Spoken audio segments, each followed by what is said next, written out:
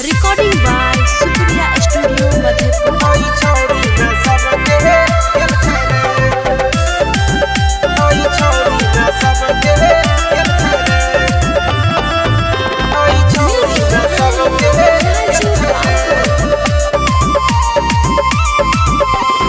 आई कल नहीं करो सेल छेरे, आई कल नहीं करो सेल छेरे, आई कल नहीं करो सेल छेरे।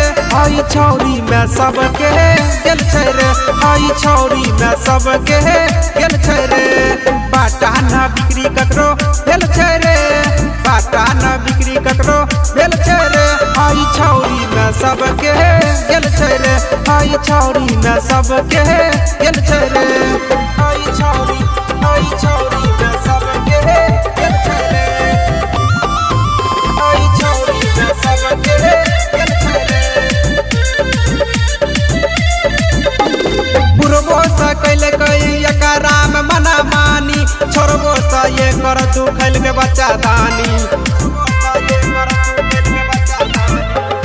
बुढ़बो सा कैले कई एकरा में मना मानी, छोड़बो सा ये कर तू खैल के बच्चा दानी।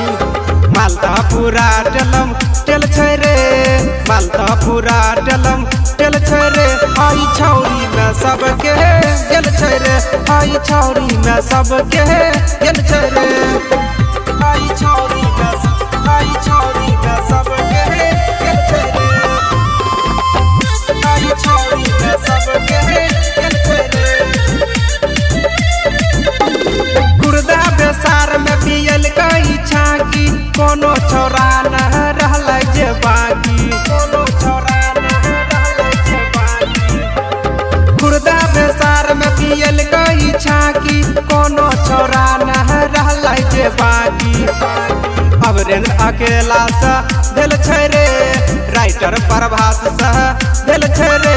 आई छौरी में सबके गेल छेरे, आई छौरी में सबके गेल छेरे।